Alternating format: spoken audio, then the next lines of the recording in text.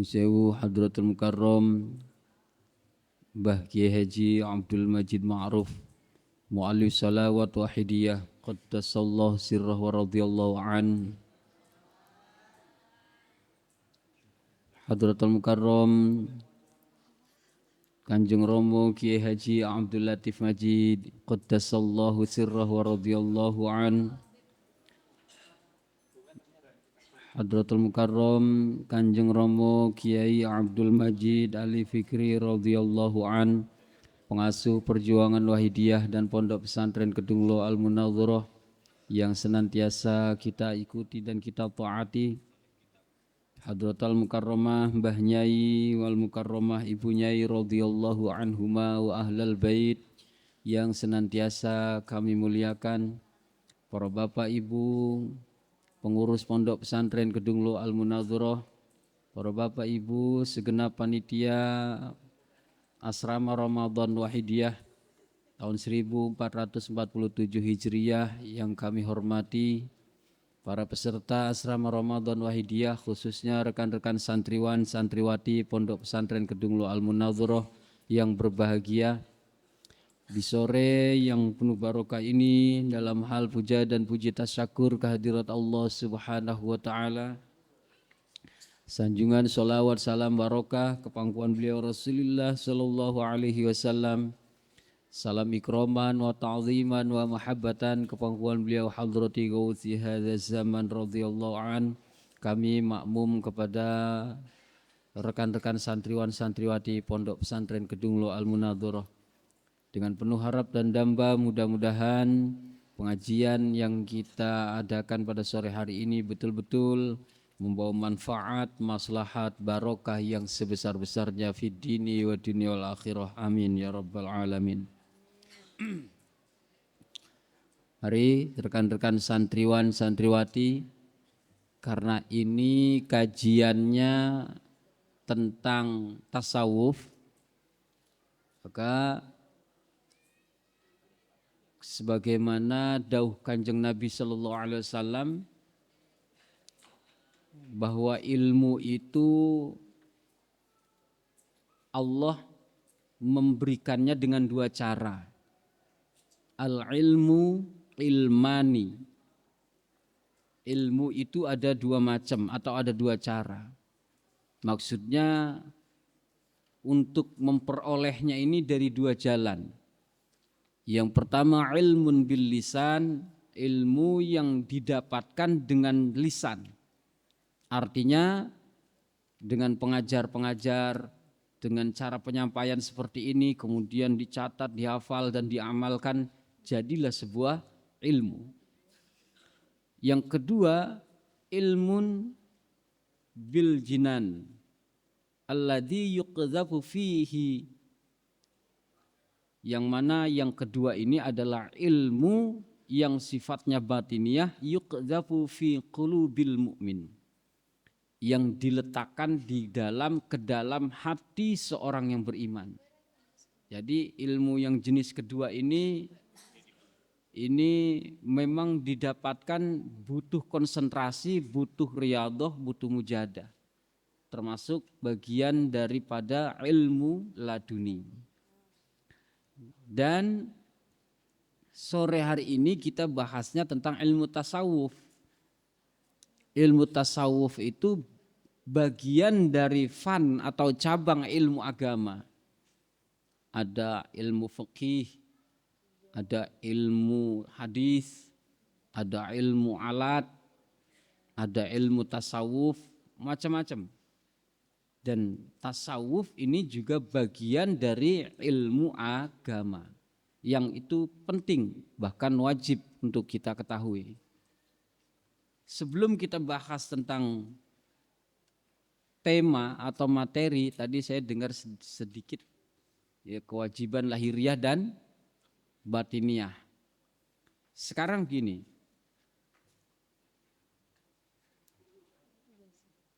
pernah kita merenungkan ben melek.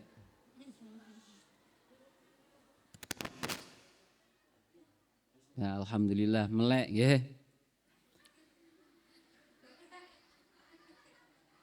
Sudah? Ampun.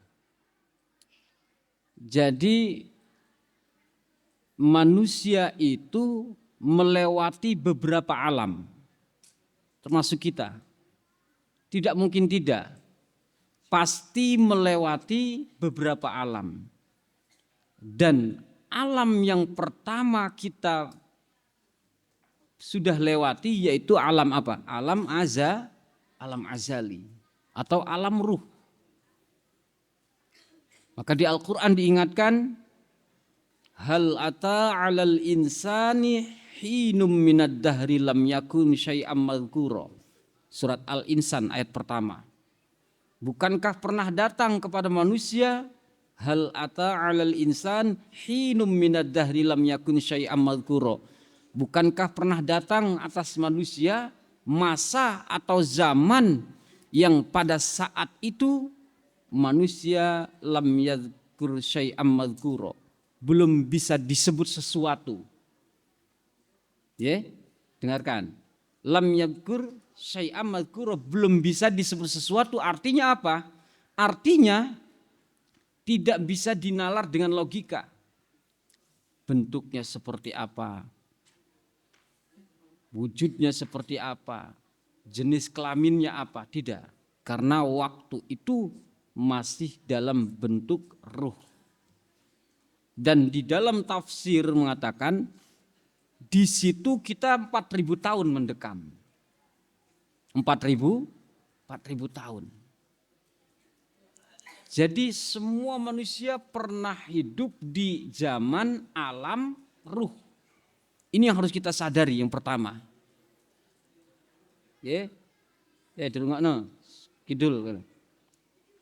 Ya, yang pertama kita pernah melewati, pernah merasakan, pernah mengalami bahwa kita ini pernah jadi ruh tanpa ada jasad, tanpa ada fisik. Ruh tok itu pernah, yakni di alam azali. Nah, ini loh yang harus kita perhatikan. Bahwa ketika di alam azali itu semua manusia ini berjanji, berbaiat. Tidak ada satupun yang tidak berjanji. Jadi inilah yang perlu disadari, semua manusia ketika di alam itu semuanya berjanji, dibaiat. Apa janjinya? Surat Al-A'raf ayat 172. Surat Al-A'raf ayat 172, wa idz akhadha rabbuka mim bani adama min zuhurihim dzurriyyatahum wa ashhadahum ala anfusihim. Saat itu antara ruh dan Robbi, antara ruh dan Tuhan kita ini ada dialog, tapi jangan dibayangkan seperti apa. Enggak boleh. Kemudian saat itu qalu, Allah berkata, alastu birabbikum, bukankah aku Tuhan kamu semua? Jawabnya ruh saat itu apa? Apa jawabnya ruh? Termasuk sampean semua nih. Pada saat itu jawab. Kita semua jawab. Bapak ibu sampean semua jawab. Mbah buyut kita semua jawab. Bala syahidna. Saat itu jawab bala syahidna, nggih panjenenganlah Tuhan kami. Itu kata ulama adalah baiatnya umat manusia kepada Allah manakala nanti terlahir ke alam dunia supaya beribadah, supaya beriman kepada Allah. Setelah janji yang demikian, walaqad akhadna mitsaqahum, sungguh Allah memegang janji itu.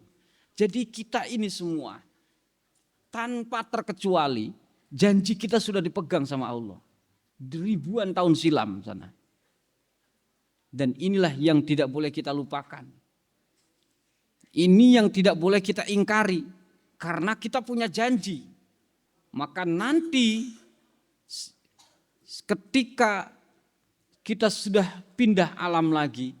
Alam pertama alam ruh.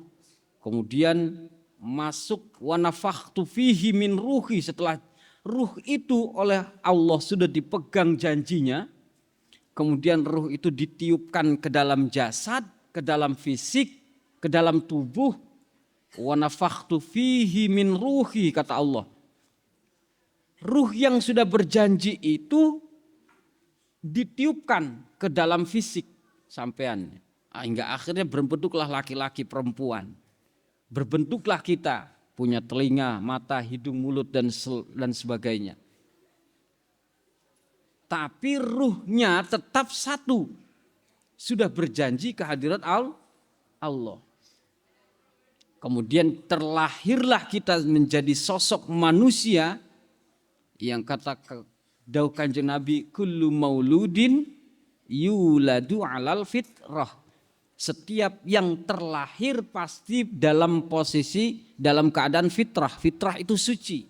Maksudnya si bayi itu posisi dimensi batinnya, dimensi ruhnya masih bersih, suci.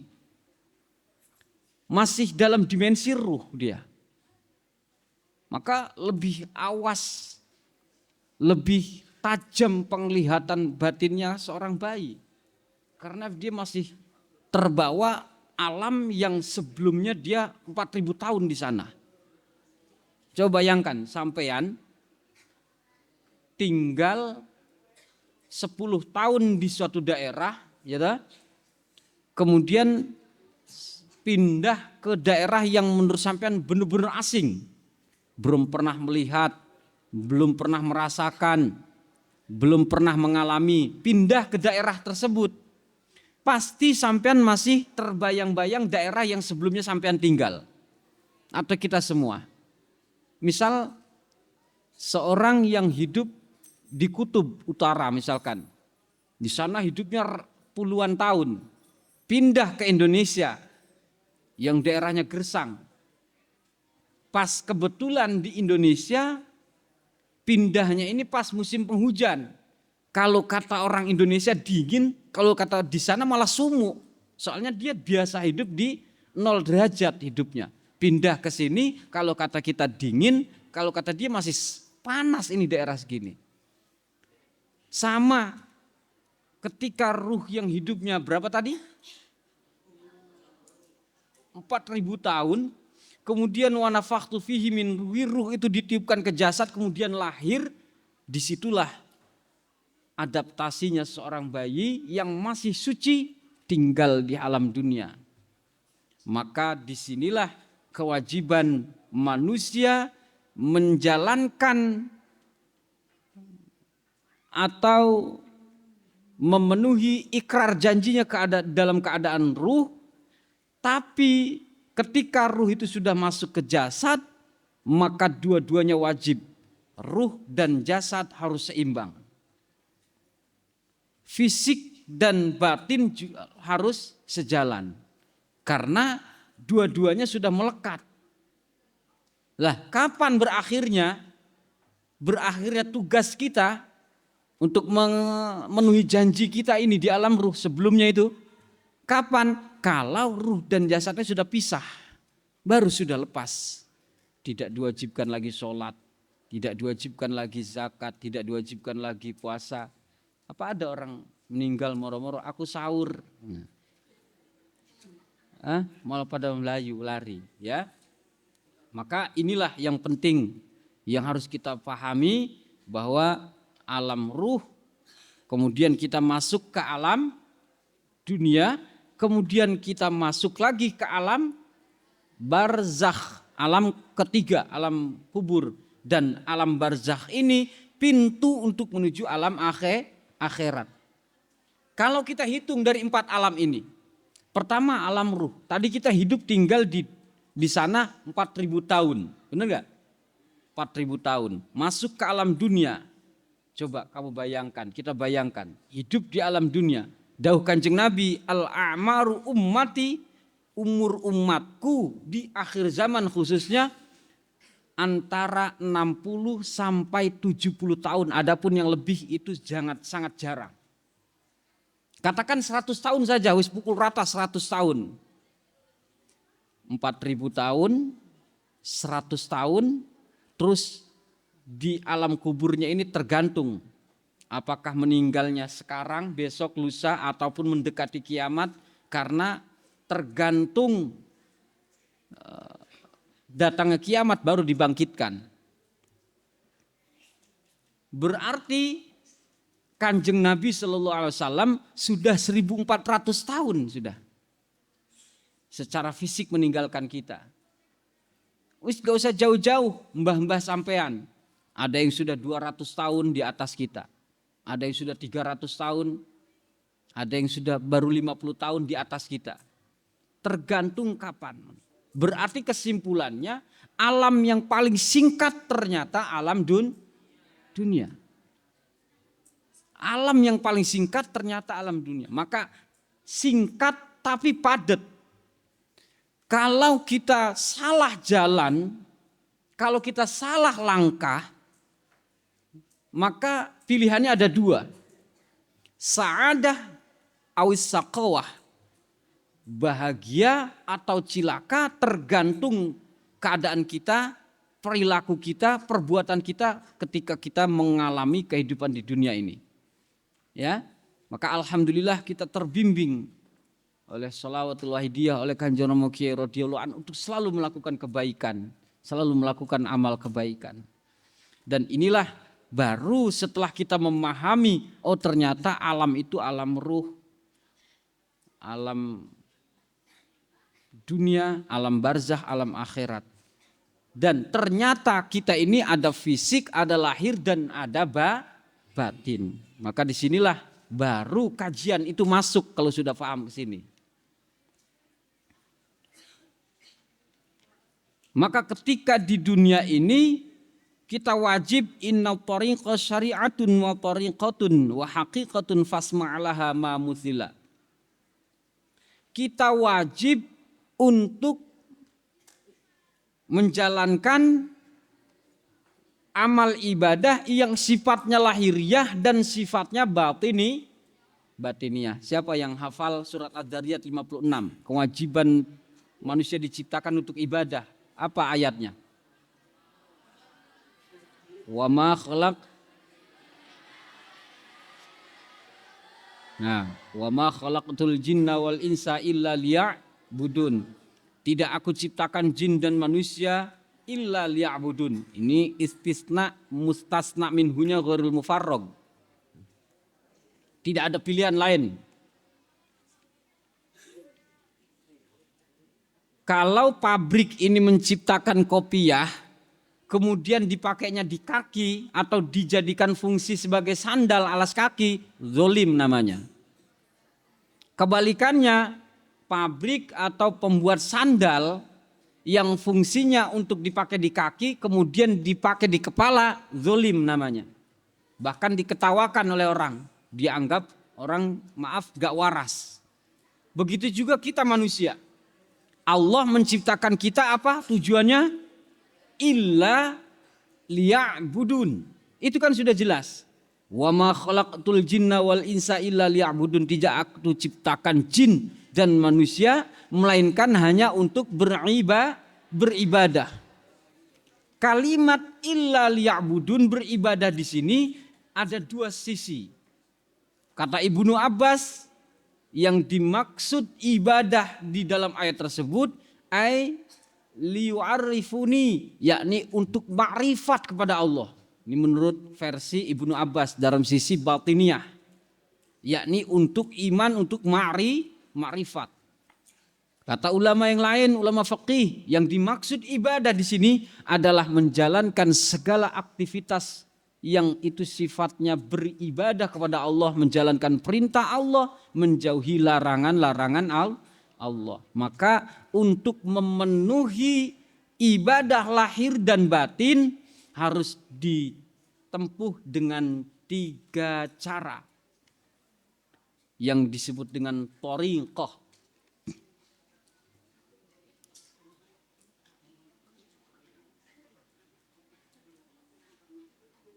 Wa'lam rahimakallahu annahu la budda lisaliki thariqil akhirah minal jam'i baina hadhihi salasah. Diharuskan, diwajibkan bagi orang-orang yang ingin menempuh jalan kebahagiaan dunia dan akhirat agar menjalankan 3 cara ini. Apa 3 cara itu? Wa adamit ta'tili syai'in minha, dan 3 cara ini tidak boleh dikurangin. Satu pun tidak boleh dikurangin. Yakni syariat, thariqat, dan hakikat. 3 cara ini. Syariat, thariqat, dan hakikat. 3. Tapi maaf, thariqah di sini bukan thariqah khusus, karena thariqah itu ada 2 macam secara garis besar. Ada thariqah khusus, ada thariqah umum. Thariqah khusus seperti di dalam kitab-kitab itu ada 48 jumlah thariqah. Thariqah Sadzaliyah, Naqsabandiyah, Qadariyah, dan lain sebagainya. Dan yang dimaksud thariqah di sini bukan thariqah itu, ya.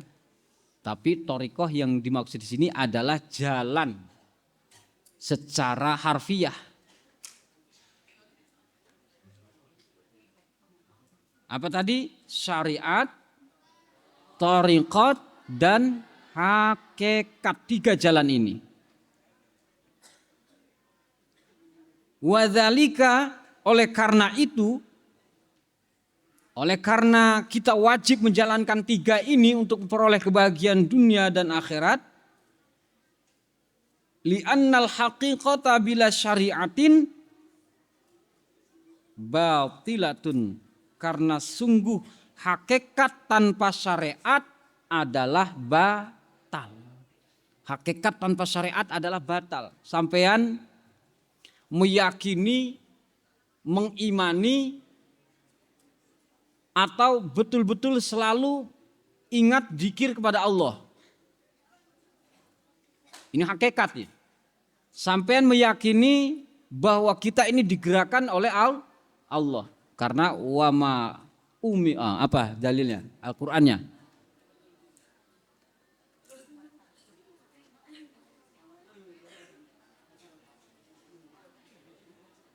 Masya Allah lalu.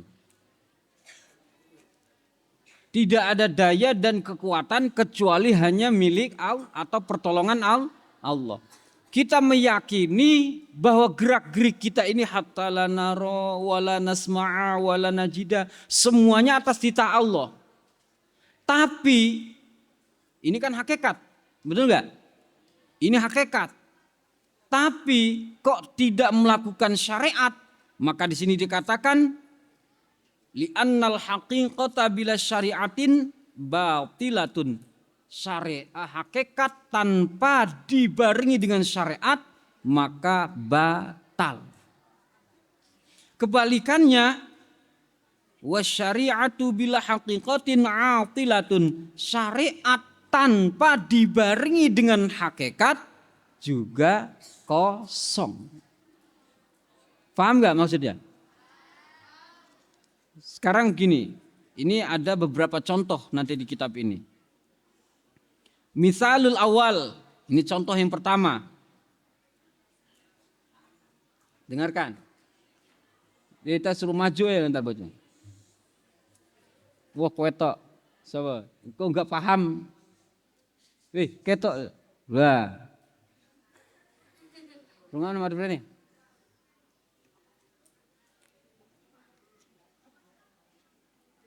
Misalul awal, contoh yang pertama. Antakula li syakhsin sholli. Contoh, kalian berkata kepada teman kalian, sholat. Sholat toh, sholatlah. Fayaqulu laka, kemudian teman kita ini menjawab, la hajata ila sholati li anna sa'ida sa'idul azal.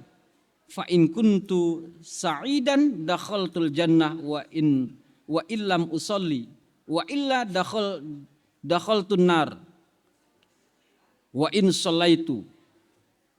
Misalkan kita berkata kepada teman kita, hei sholat. Teman kita jawab, aku enggak butuh sholat. Aku enggak butuh sholat. Karena kebahagiaan atau sengsara, bahagia atau cilaka sudah ditentukan Allah sejak dari zaman azali. Kalau aku ditakdirkan bahagia, yo bakal bahagia, bakal selamat. Wa in usolli, meskipun aku enggak sholat. Tapi kalau aku ditakdirkan cilaka, yo pasti bakal cilaka. Wa in sholaitu, meskipun aku sholat. Lah, ini adalah contoh syariat, hakikat tanpa syariat. Paham ya? Ini adalah contoh hakikat tanpa syariat. Memang benar jawabannya. Betul jawabannya, kebahagiaan itu sudah ditentukan dari sana. Kalau kita sudah ditakdirkan menjadi santri yang pinter, ditakdirkan santri yang cerdas, digerakkan sama Allah mendengarkan. Digerakkan sama Allah mencatat, menghafal. Tapi kalau kita ditakdirkan sejak dari zaman azalinya, santrinya biasa-biasa mawon, bahkan ilmu yang dipelajari di pondok, materi yang diberikan panitia di asrama Ramadan, dia enggak mudeng. Karena apa? Digerakkan sama Allah, dia guyonan. Nah, ini adalah ilmu hakikat. Tapi kalau kita berbicara hakikat, memang benar ilmu itu dari Allah. Misalkan gini, mas-masnya sebelah kidul, siapa jenenge? Rungokno, meneng misalkan. Dengerin, diam. Alah, enggak usah diam. Dapat ilmu itu dari Allah. Aku enggak mendengarkan kata Allah, aku dapat ilmu, ya tetap enggak dapat ilmu. Lah sampean mendengarkan dengan khusyuk, dengan cermat, kata Allah enggak dapat ilmu, enggak dapat ilmu. Ini contoh hakikat tanpa syariat. Paham ya?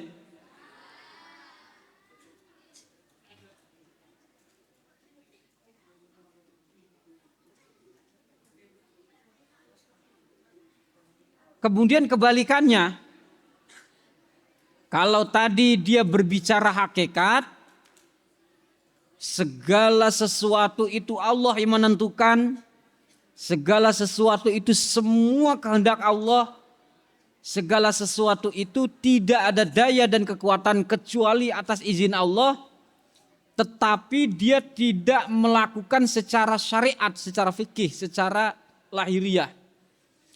Ini yang disebut dengan hakikat tanpa syariat batal. Wa misalus saniyah. Contoh yang kedua. Contoh yang kedua ini.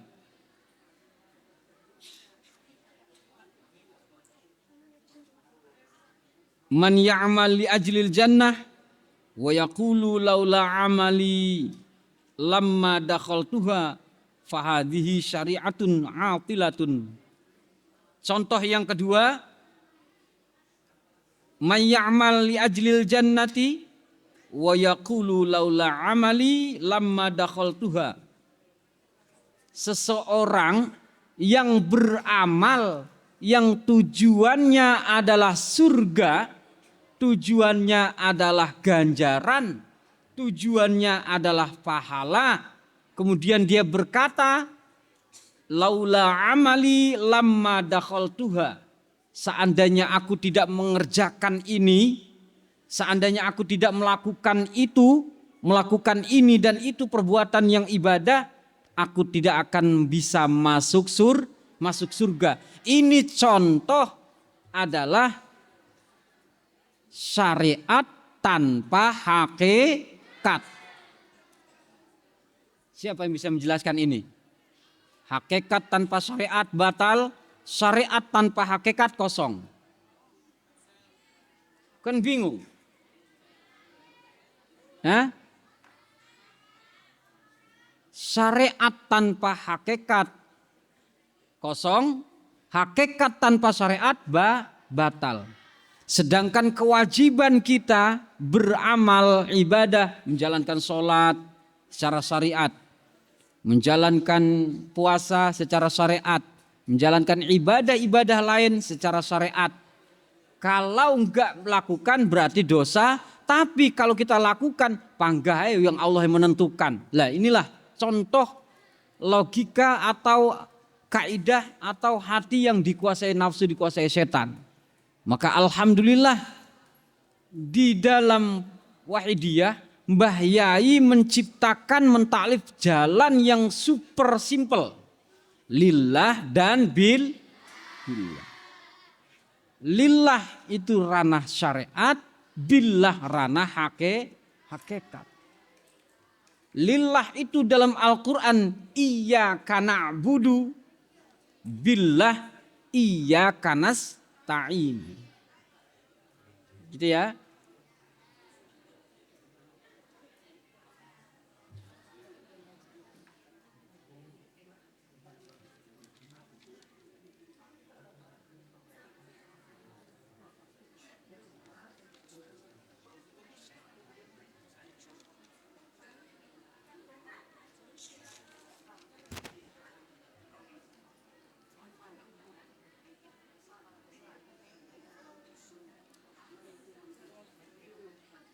Makna kauniha atilatun anna wujudaha ka'adamiha li'anna dukhulal jannati bifadlillahi lil hadis as-syarif as-syari'ah hiya al-ma'muratul lati amarallahu biha. Karena ada hadis yang menerangkan menjalankan perintah-perintah Allah serta menjauhi larangan-larangan Allah itu semata-mata kita niatkan untuk ibadah. Sampean duduk di sini di Serambi di tempat asrama Ramadan, kalau tidak diniatin ibadah maka tidak akan jadi ibadah. Tergantung niat hati sampean. Sama, aku yang ini. Saya yang berdiri di sini tanpa diniatin ibadah, maka tidak bernilai ibadah. Maka dua-duanya harus jalan. Aku berdiri di sini menyampaikan materi, diniatkan ibadah, hatinya, lahiriahnya ya membaca kitab, menyampaikan. Sampean duduk di situ juga diniatkan ibadah, hatinya secara lahiriah juga mendengarkan dan menyimak. Itu baru dua-duanya lengkap, syariat dan hakikat.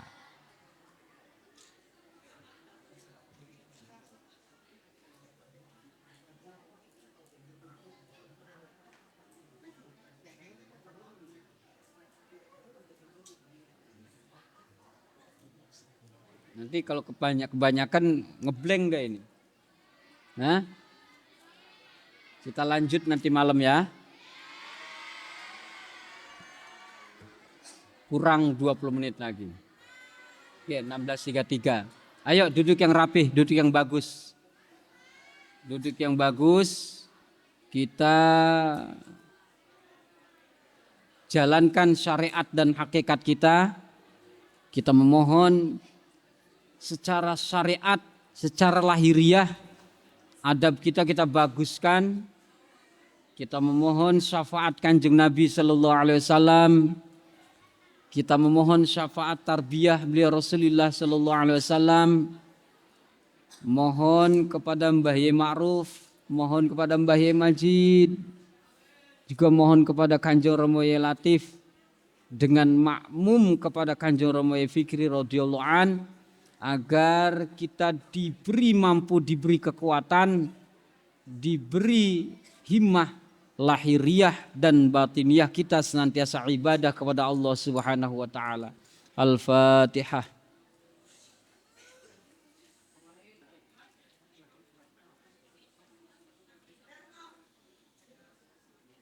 Masih ada yang ngomong-ngomongan, takutnya dikhawatirkan enggak ke bawah. Al-Fatihah. Bismillahirrahmanirrahim. Iyyaka na'budu wa iyyaka nasta'in.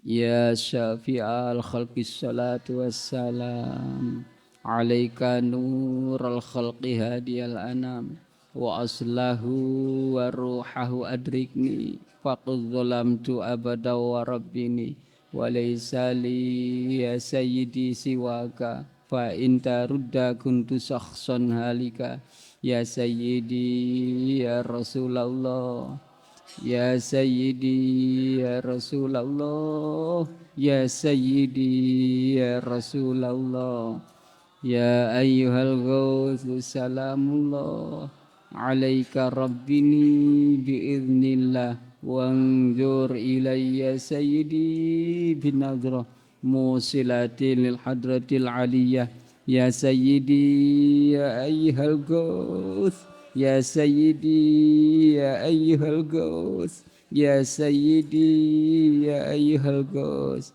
Al-Fatihah. Sekali lagi mudah-mudahan apapun keadaan kita, semoga kita selalu dijangkung dengan Kanjeng Rama radhiyallahu anhu hingga diberikan ilmu yang manfaat fid dunya wa dunya wal akhirah. Amin. Demikian pengajian pada sore hari ini. Wallahu a'lam bishawab. Billahi taufiq wal hidayah. Wa min Rasulillah sallallahu alaihi wasallam asy-syafa'ah wa tarbiyah. Wa minal ghaus radhiyallahu an-nazrah wal barakah wal karamah. Wassalamualaikum warahmatullahi wabarakatuh.